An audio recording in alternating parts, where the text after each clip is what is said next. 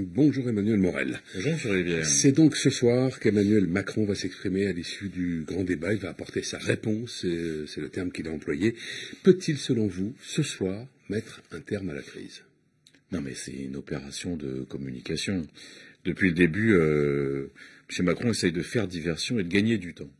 Et là, on arrive au terme du processus. Et là, vous avez des conseillers élyséens qui essayent de susciter le suspense comme s'il s'agissait du dernier épisode de Game of Thrones, alors qu'en réalité c'est franchement, voilà, alors qu'en réalité c'est la énième saison d'un mauvais sitcom, parce que le grand débat depuis le début, c'est du blabla, c'est-à-dire que Macron choisit les questions et il choisit aussi les réponses.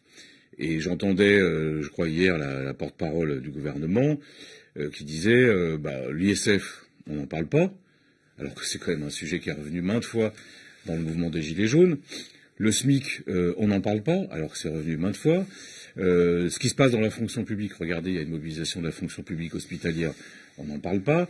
L'industrie, on a la semaine dernière appris que Saint-Gobain à Pont-à-Mousson allait être racheté par des Chinois, on n'en parle pas. Bref, tous les sujets qui concernent la vie concrète et quotidienne des gens sont mis sous le boisseau. Et la seule réponse d'Édouard Philippe la semaine dernière, c'était de dire on a compris le message, on va baisser la dépense publique. Alors, Édouard Philippe, nous a expliqué la méthode. Le président ce soir, c'est le concret, le contenu. Alors, il y a quand même des pistes qui apparaissent comme assez probables et qui, vous allez nous le dire, mais semblent répondre, pour partie en tout cas, aux revendications qui sont exprimées, notamment une baisse de l'impôt sur le revenu, par le biais de nouvelles tranches pour le rendre plus progressif. Il y a actuellement 5 tranches, 0, 14, 30, 41 et 45%.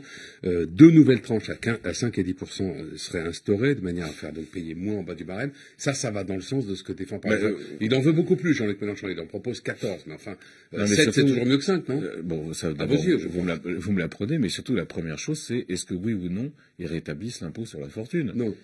Oui, mais vous voyez bien que c'est le principal problème. On parle de justice fiscale. Ça fait des mois, je crois, c'est 20 semaines de mobilisation. Le principal mot d'ordre, c'est on rétablit l'ISF. Pourquoi? Parce que c'est 5 milliards qui sont perdus, alors que ça pourrait être des dépenses utiles. Et on nous annonce que ça ne sera pas le cas. Donc vous voyez bien que c'est une opération d'enfumage.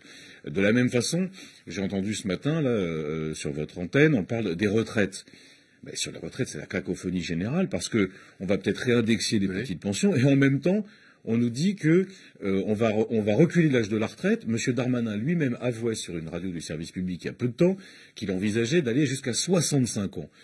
Donc ce sont des annonces qui se contredisent, mais la réalité c'est que M. Macron prétend tout changer. En fait, il veut rien changer, il veut surtout pas changer de politique. Or, c'est ce que lui demandent les gens depuis des semaines. La question de l'ISF, est-ce que ça n'est pas un artifice politique, l'ISF? Vous avez compris, au fond, que le président de la République ne lâchera pas là-dessus, et vous ne lâchez pas non plus, ce qui fait un point de crispation qui peut durer comme ça. Vous savez, des points de crispation, il y en a plein.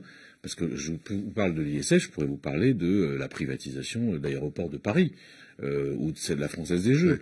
Ou d'Engie, qui a été voté en catimini à l'Assemblée nationale à 6 heures du matin dans le cadre de la loi Pacte. Et ça inquiète les gens, légitimement, parce que Aéroport de Paris, il y a des intérêts stratégiques, il y a des emplois en jeu.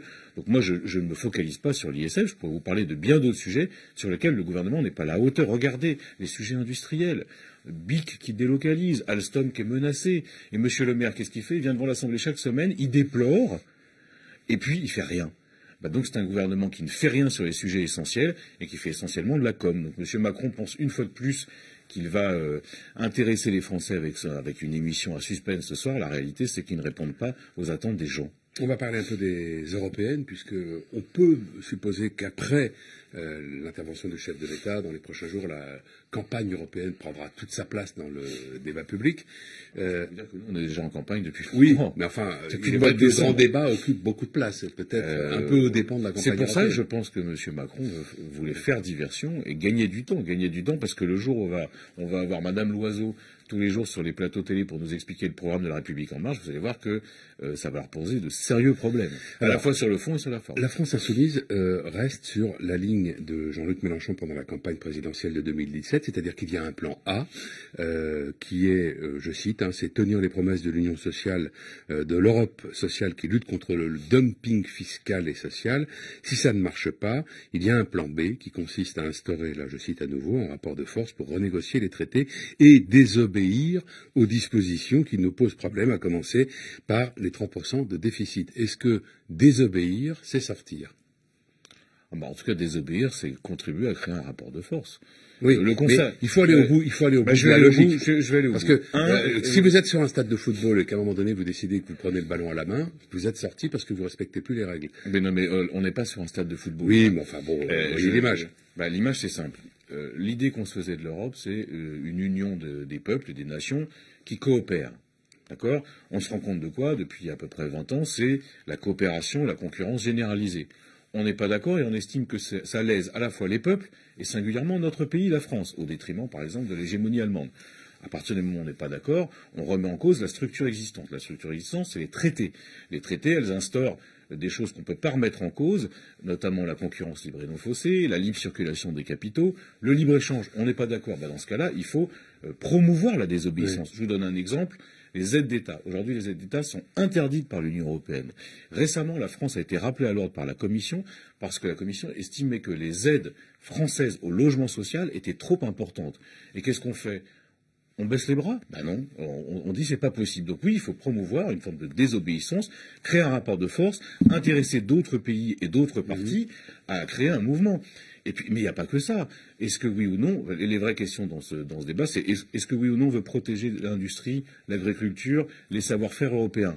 Si oui, faut sortir des traités parce que les traités sont contre l'idée du protectionnisme même solidaire. Les traités stupides, dit Jean-Luc Mélenchon. Mais bien sûr, mais c'est pas seulement qu'ils sont stupides, c'est surtout qu'ils ne sont pas adaptés à la situation actuelle, la situation de crise avec l'urgence de la relance. Je vous prends un autre exemple. On n'en parle pas assez dans la campagne, on en parle un peu sur votre antenne. L'OTAN. Est-ce que oui ou non, on continue à promouvoir une Europe à la remorque des États-Unis?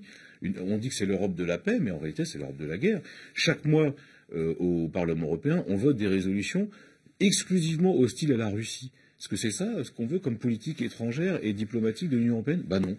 À un moment, il faut procéder à des ruptures radicales. Et c'est ce que propose la liste conduite par Manon Aubry. Pour vous, ce qui est essentiel, c'est la souveraineté du peuple. Oui. Pour tout démocrate conséquent, en fait. Quels sont les domaines de souveraineté que nous devons retrouver, que nous avons perdus actuellement? C'est la souveraineté économique, déjà. C'est pour ça que je vous parlais des traités. Moi, j'estime que dans une situation, par exemple, de récession... Et la souveraineté économique, elle est compatible avec la monnaie unique et commune.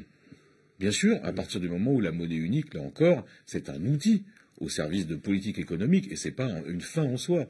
Et à partir du moment où les objectifs de la Banque centrale, c'est pas seulement la lutte contre l'inflation, mais aussi la création d'emplois. Et c'est là encore qu'on revient sur les traités, puisque la Banque centrale, non seulement elle est autonome, mais en plus, elle n'a pas la croissance et la lutte contre le chômage comme objectif. Donc vous voyez bien que tout se tient et que c'est un discours très cohérent, à la fois radical mais raisonnable sur ce qu'il convient de faire en Europe. Vous voyez, Emmanuel Morel, dans cette élection une sorte de revanche du référendum de 2005 sur le traité constitutionnel. C'est bien un peu rapide. Voilà, parce que est-ce qu'être revanchard, c'est constructif? Vous savez, quand même, il y a eu un affront qui a été fait au peuple français. Il a dit non, et d'ailleurs, à l'époque, c'est peut-être pour de bonnes raisons, parce que, précisément, il mettait le doigt sur les problèmes d'aujourd'hui, c'est-à-dire on constitutionnalise des politiques économiques et on empêche, par exemple, des politiques de relance. Le peuple français n'a pas été écouté, voire même des dirigeants de droite comme de gauche, qui craignaient plus le verdict des avalanches de notation que la colère des peuples, ont refait un traité qui disait exactement la même chose. Oui, il faut venger cet affront. Il faut venger cet affront qui a été fait au peuple français. C'est pas de la revanche. C'est plus prendre en compte l'avis du peuple souverain. Et franchement, prendre en compte l'avis du peuple souverain, c'est ce que devrait faire n'importe quel dirigeant politique. Merci Emmanuel Morel. Bonne journée. Merci à vous.